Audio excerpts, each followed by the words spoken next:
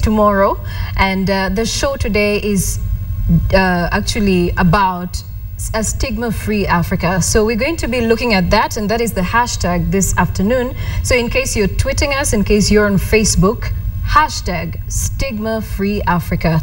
And well, let's start by looking at Africa's top stories and what you are saying about them.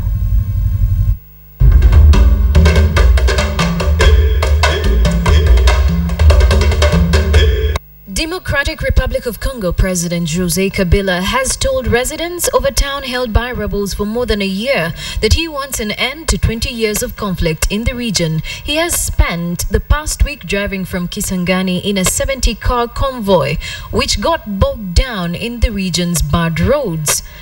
At Jerry Ogo intimates, DRC is vast. At Moses Motisia adds, I saw recently Tanzania, Burundi and DR Congo have teamed up for joint infrastructure projects. There is hope. And at Calvin Nyaga thinks Kabila needs to invest in infrastructure because it's the cornerstone of the economy. At Aboreto too is curious why Kenya has never shown any political or economic interest in the DRC. On Facebook, we asked you to send messages to people living with HIV and AIDS and the entire community, speaking of a stigma-free Africa. Abdallah Juma says you can't get AIDS from a hug, a handshake, or from sharing a meal. Let's embrace our brothers and sisters, show them some love, and be there for them on this day. It's all they yearn for. It's the least we can do for them. Rawlings Best says love matters a lot. And Fadili Suleiman says it's not the end of life. If you treat yourself manually, accept the fact that you have it, take medication as prescribed by the doctor, consult a doctor time to time, take a balanced meal, live a normal life. With that, you can live long, and you can even live longer than the one who is not affected.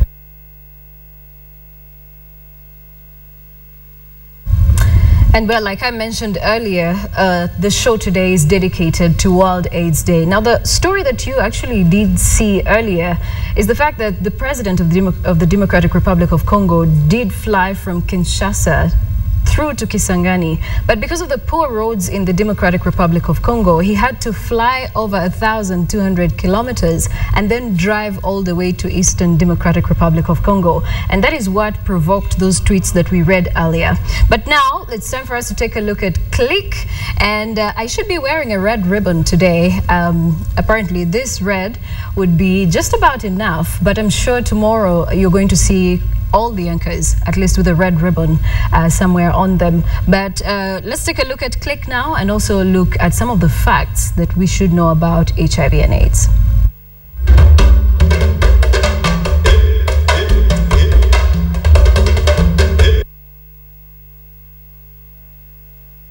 About and HIV and AIDS is a major public health concern and cause of death in many parts of Africa.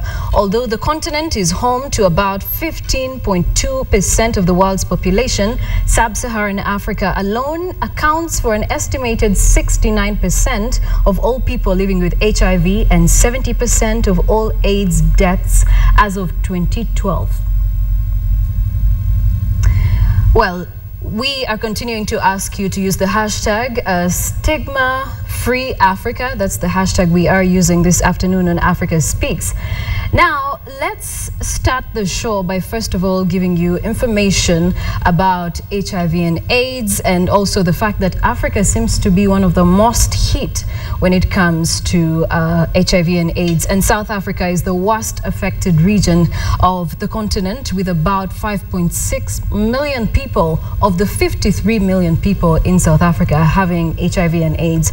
And we also have countries like Botswana, like Lesotho, countries like Mozambique, Uganda. We also have Kenya among the worst hit countries with people living with HIV and AIDS. Now, the number of AIDS-related deaths in sub-Saharan Africa as of 2011 was 33% less than the number in 2005. But the number of new HIV and AIDS cases keeps fluctuating.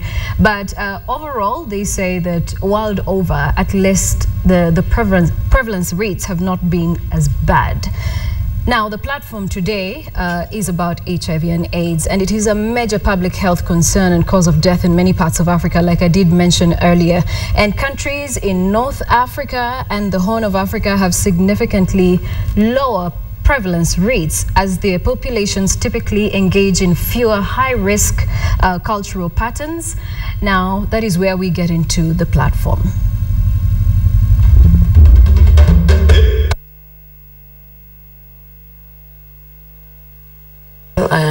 I remember when I tested positive, that was after my daughter was born. It was actually my daughter who made me know that I was HIV positive. And then there was no counseling in place, and it was just the positive results. And the message then was that it was not even HIV, it was AIDS. And the message was that you are going to die. And even then, the message that was in the media was ukimwi hauna tiba. So even the medics never made it never simplified the message for us. So actually, the first thing that came to mind when I was told about my daughter was death. That was the message I saw. And now psychologically, I started preparing for the same. And even when I was telling my family about it, it was with finality. That yes, we have it and we are dying. And there was no treatment, there was nothing in place, there was no counseling, there was nothing. Now, that's Mildred Macharia. Mildred Macharia ushers us into the platform. If you've listened to her message, she's going to be with us throughout the show, and she actually is based here, but she traveled to Ireland to attend the UN AIDS conference, where she's supposed to be speaking at. So, Mildred, we're so glad to have you on Africa Speaks. And like I did mention, today we're using the hashtag #StigmaFreeAfrica. If you're on Twitter, you can tweet me at Joy Doreen Bira, or at KTN Kenya, or at KTN Africa Speaks. Now, the biggest increase in deaths has been among adults aged between 20 and 49 years. This group now accounts for 60% of all deaths in sub-Saharan Africa. AIDS is hitting adults in their most economically productive years and removing the very people who could be responding to the crisis. According to UN AIDS, the number of HIV positive people in Africa receiving rose from 1 million to 7.1 million between 2005 and 2012. That is about 80.5% increase. And almost 1 million of those patients, or those people living with a medical condition, were treated in 2012. The number of HIV positive people who received such treatment in 2011 was about 75.2%, and that was higher than the number in 2009.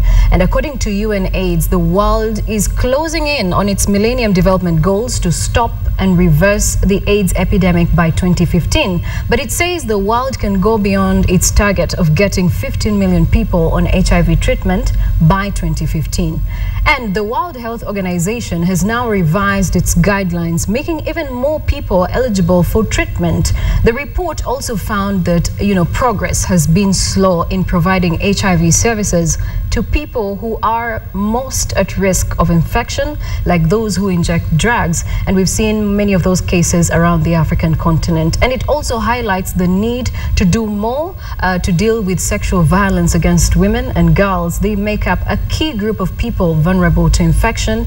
And also we've looked at health policies as well that, are getting into place, being put into place. But now, earlier on in the week, I did speak to Joe Muriuki. If you remember Joe Muriuki, he was the first Kenyan to publicly walk to a media house and say he had the HIV infection. And there was both negative and positive reaction, but the majority of it was on the negative. But, let's just take a look at what he has to say about stigmatization in Africa. The stigma was so high that people didn't want to be associated at all. People who are HIV positive, especially if they knew you were, they would run away. Those are some of the reactions. And it was not unusual to find people even refusing to touch you or to greet you or even to share anything, including cups and anything that ordinarily would not be of any harm, and what many people now do not really get scared about.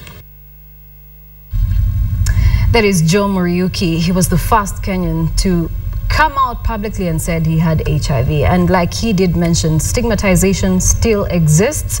Now let's connect to Mildred, who is in Ireland. Mildred, tell us your story. What was it like? Actually, Mildred is 44 years of age, and she got to know she was infected with HIV at the age of 20. So she has lived with the virus longer than she has lived without it. Mildred, just explain to me, what was it like for you after you realized you had the infection? I remember the place where I went for consolation and to pray was in my church. And when I got to church, they already knew about it from the media because it appeared in a local daily. And so when I sat down and I closed my eyes to pray, when I opened my eyes, there was nobody who was sitting next to me. And even when it was time for offering, they made sure the basket was lifted higher so I couldn't put my offering in, and even my daughter. And also when my daughter was of age, if it is something that really hurt me was when she was of age, I took her to kindergarten, and all the parents refused that it was either going to be their children or my daughter, because they argued she was going to infect them at the swings. And my daughter had been looking forward to going to school, but now I had no choice. But she never got to enjoy going to school. She died at the age of 5. And before she died, she knew she was different because of the treatment she got from the neighbors. Like the neighbors would not let their children play with her. And even when she asked, of course she would cry and ask me, "Mommy, am I not a good girl? Why don't they want me to play with them?" And of course I would give excuses, come play with Mama, I would remove the coffee table, we lie on the floor. Then she would forget, we laugh about it.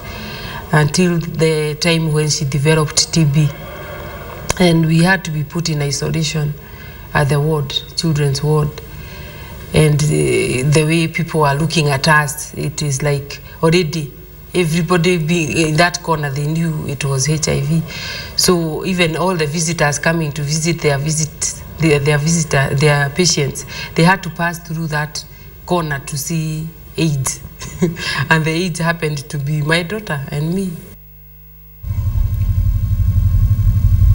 Well, that is a very disturbing story there that Mildred just told us. And Mildred, just keep right on the line, and we'll be getting back to you to get more from you. Now let's connect to Major Ruranga Rubaramira, who is about 65 years of age, and he has lived with HIV for about 29 years. It's coming to 3 decades, and yes, he is still alive. The hashtag we are using this afternoon is Stigma Free Africa. Major, if you can hear me, good afternoon, and thank you very much for joining us on Africa Speaks. Let me start by asking you, what do you make of stigmatization in Africa today? Good afternoon, and thank you very much for having me on your program. I am not only alive, but I'm very, very strong, and I can say I'm very healthy as well. I think stigmatization in Uganda, for that matter, is definitely a little bit changed. It is not as it started. I remember when I first found out I was HIV reactive, I did not even feel like meeting any person that I knew, because many would hide because they thought you would infect them either by greeting them or anything. How long ago was this? But today, families... Sorry? When was this? What year was this? Well, I realized I was HIV reactive in 1989. But I actually got infected in 1985. Right. And when you found out, what was it like for you? Compared to then and now, how would you evaluate this stigmatization? Well, it was very, very difficult in the beginning because it was about death. In Uganda, we had a drum that was being beaten after every end of the news, and it would say AIDS kills and there is no cure. And you know, that was the sentence, and surely it was very, I don't know how I managed to go through that, but I think it was very, very complicated. However, today things have changed because there are counseling facilities. And in Uganda particularly, the president has been a shining example because he has insisted, he has been very consistent, and he has, with candor and passion, told people not to discriminate, not stigmatize others.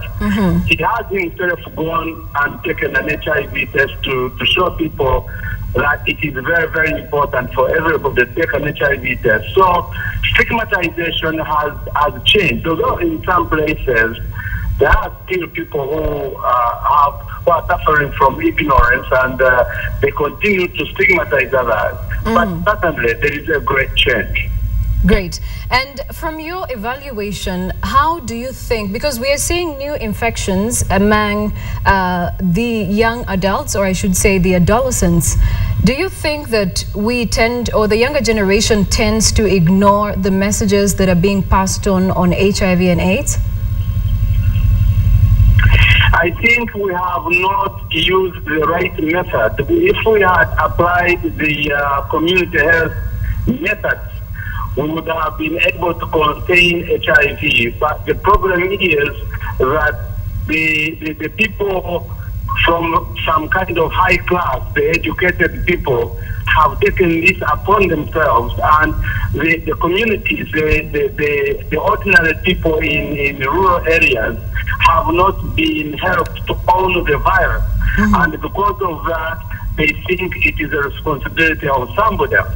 Because, for example, I know I cannot marry my sister, I cannot marry my close related person. And this should have been done if we had followed community health methods. But I think we need to go back to the drawing table, and we should be able to defeat HIV, because really, I don't think it's complicated anymore. Right. And in your opinion, do you think that poverty is one of the factors that actually is making people so weak in fighting this virus, or maybe in spreading the virus? Because what we're seeing now is the fact that the youth don't care much about their health. What they care about is what they're going to get in return for what I would call their services. So do you think that poverty is one of the factors leading to the spread of HIV and AIDS? Not at all. In fact, for me, I think what is happening is that HIV has been turned into an economic aspect. It has become a commercial thing. But living with HIV does not require that somebody must be rich or must be poor. This is a disease. And I remember in the 50s, there was another communicable disease which was more infectious than HIV in Uganda, known as yours. And poor people managed this disease, although it was more infectious than this one. So the issue is not about poverty. I think the issue is about fantasy. The issue is about ignorance. People have not actually internalized the problem, and instead they have turned it into a commercial business other than a real epidemic. Right. And Major, I would like to know from you finally as we wind up, considering you have a military background, there's a UN report that indicates that politically unstable countries in Africa are actually having higher prevalence rates. What do you have to say about that? The main reason is that in Africa we have got problems of our economies. Now, this is not about individual poverty, but it is about the way our economies are managed, the social and health perspective. And indeed, something that is not talked about seriously is about security. The soldiers, the police, and all these tend to get more involved without their families, and at the end of the day is that they get infected. So the problem is really management of society. It's not about individual poverty. Great. We'll be getting back to you at the end of the show, but now let's hear what Joe Muriuki, who I spoke to earlier in the week, had to say about after he made the announcement. He walked into a media house, made the announcement and said he was HIV positive. The reaction, that is where the stigmatization began. But let's hear it from him and see what he had to say. To be very honest, I had only been given 3 months to live, and for me, that was all the time I had to maybe warn the world and tell the people about it. I believed it. I believed that I would not be alive 3 months down the line. To be exact, it's 25 years from that time. Okay, from the time I was tested, it's about 26 years, but from the time I went to the media, it's about 25 years. So many things have happened. I didn't die. So, of course, there was the question that came to my mind. I didn't change. My physical appearance never changed. Of course, I had stress. I had all kinds of opportunistic infection. But then the fact that I didn't die also put into my mind the accuracy of that kind of information.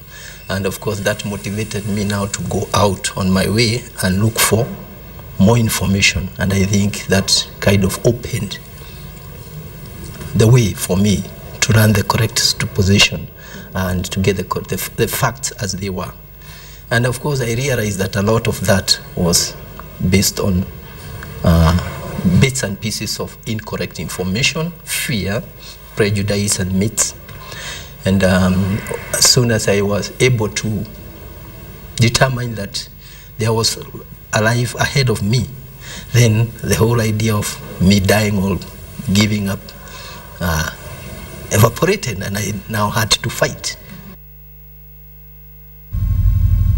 That's Joe Muriuki there. He had to keep on fighting, and he had to fight, which is actually one of the reasons he is healthy today. He is 53 years of age, and he has lived with HIV for 26 years now, but he came out to the media 25 years ago.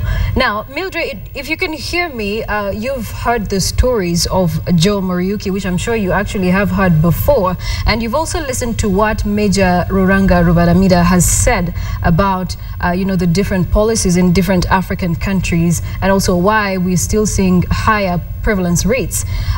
Knowing that in mind, how are you progressing since you learned that you had the virus? How are you coping with it? Have you learned to live with it? What is your life like now? Let me say I live as normal, alive as anybody else. And I don't even remember I have the virus unless it is time for my medication. Yeah. Though I am still doing a lot on HIV stigma reduction, I still do AIDS advocacy for people living with HIV, access to treatment.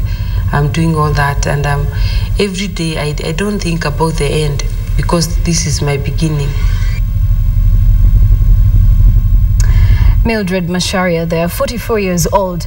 And some news just coming in indicates actually that veteran Democratic Republic of Congo musician, that is Tabu Ley, is dead, and he died in a Belgian hospital. That is some very, very unfortunate news. Once again, Congolese veteran musician Tabu Ley is dead, and he died in a Belgian hospital. We'll be bringing you more updates as and when we receive them on what exactly led to his death. Now, let's get back to the show, and also this very critical and sensitive issue we're talking about, HIV and AIDS. How exactly do you want us to deal with it on the African continent? And we're using the hashtag Stigma-Free Africa. Send us your thoughts on Twitter, on Facebook as well. Let's hear what you have to say. We did receive some video comments throughout the week, and this one is coming in from Kwasi Owusu from Ghana. Hi, this is Kwesi from Ghana, contributing to this discussion on the zero tolerance for stigmatization of HIV or AIDS victims. I think a lot of people stigmatize against HIV victims because they themselves, they have a lot of myths surrounding HIV. HIV, one, is not death sentence, and two, people living with HIV are not a public health risk, and therefore they shouldn't be stigmatized against. Stigmatization leads to lack of self-disclosure on the part of the victims of HIV, which ultimately endangers everyone. All right, thanks a lot, Kwasi. That is Kwasi from Ghana, and he was telling us how we as Africans need to deal with this situation. It's here, and I don't think we're going to see it end soon, not in 1 year, not in 2 years, but what we need to do is learn to live with these people in our environment. Stigmatization does affect people in all ways, at work, at home, and in just every other community. So tweet us the hashtag Stigma-Free Africa. Now, let's get back to our notes here. HIV and AIDS, and we were telling you about how African countries are the most hit in the world, and sub-Saharan Africa in particular. South Africa is the worst affected region on the African continent, and as of 2011, HIV had infected at least 10% of the population in Botswana, Lesotho, Malawi, Mozambique, Namibia, South Africa, Swaziland, Zambia, and Zimbabwe. And policy advisors have told doctors that without borders and without issues that have to do with, a lot of policies that do not make sense is one of the things that do affect the African continent. Now, there are issues that have been raised on different platforms involving heads of state on the African continent, especially in the developing world. And questions like, can access to life-saving HIV treatment be affordable or be availed at an affordable price? Those are some of the questions that have come up. And well, we'd like to read some of your tweets that are coming through Twitter as well and see what you have to say. Now, we have David Awinyo, who is saying very painful experiences about HIV and AIDS, and we need more crusaders to promote this campaign against AIDS prevalence. And we have one coming in from Mark Philo, who is saying some communities discriminate people living with HIV, but it's mainly because of myths and ignorance. Enlightening is a must. And we have one coming in from Gabriel Ocheng, who is saying, let's fight for an AIDS-free generation. And we also have one coming in here from Arnold Adero, who is saying, this show is very, very insightful. Well, continue to send your tweets in using the hashtag Stigma-Free Africa. Jonah Okali is saying, loving the educative show. Well, supply of ARVs to communities to improve better services would be one of the ways. And S-Vets M1 is saying, we haven't yet come to accept people with HIV and AIDS. We still treat them as condemned and promiscuous people. And well, those are some of the tweets that are coming through. Now, Major, if you can hear me and if you're still with me, what is your message to people who are watching us this afternoon? What would you like to say to people around the African continent who are watching the show? In regard to zero tolerance to stigmatization and discrimination against people living with HIV and AIDS? First of all, thank you once again. First of all, I would suggest that people all over Africa particularly do ensure that they adhere to 3 T's. That is training, testing, and treatment, that everybody should know that they are living in a minefield. HIV is everywhere. It does not have to come through sex. It can come through so many things, including accidents. Therefore, it's no longer an issue that people should degrade to sexual behavior. It's a problem that we all understand we can eventually find ourselves involved with. Therefore, training people, testing people, and ensuring that everybody who has been tested and became reactive is treated is the way to go. The business about awareness is no longer anything, because everybody knows HIV is there. All that we need is to make sure those who have got knowledge must go to the people, to the communities, love them, stay with them, help them to understand this epidemic. That's the way to go. Great. And also, do you think that leaders in Africa and the world over have played their role in ensuring that, you know, they're able to take part in helping people with HIV and AIDS? Well, I think we have, for example, in my country, I would say the political will has been very, very good. But the technical will, the people who manage society in terms of education, in terms of managing affairs of life are not doing as well. So we need the technical people to get more involved, and I think to involve people who are living with HIV and who are able to make a contribution because they understand it better than any other person. Great. And you are 65 years of age right now. What is your message to people out there who thought that maybe you had 3 months to live back in 1989? Well, I would like to say this. HIV does not discriminate. Of course, it is very clear that young people are going to get more vulnerable because there are demands of having to have children, and this is a requirement of life. It is not even a choice. But I would like everybody to know that the best way to fight HIV is to learn more about it, is to be equipped with knowledge. And knowledge is power.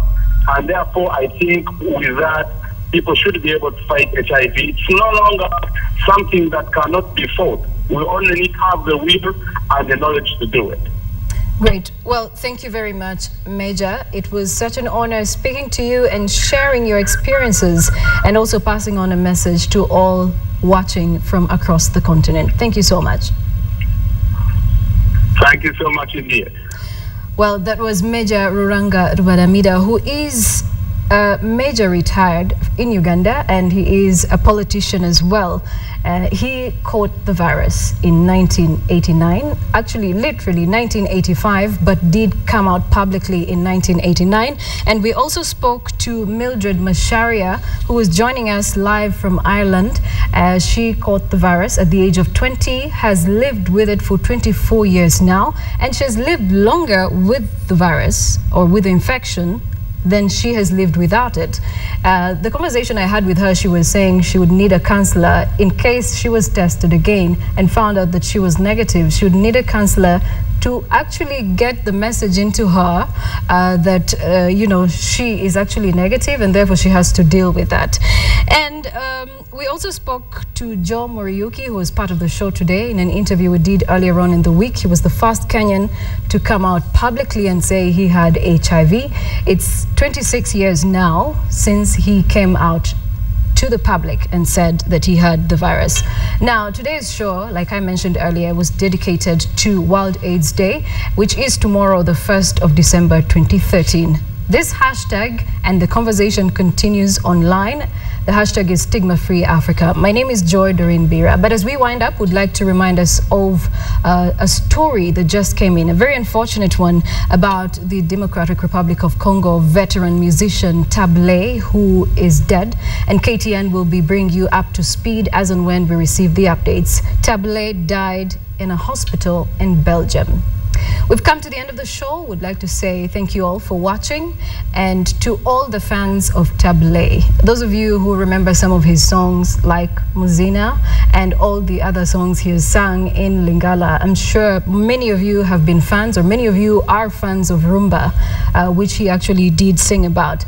Now, Africa will miss him. He has been a legend, not only to the Democratic Republic of Congo, but the entire African continent. And may his soul rest in eternal peace.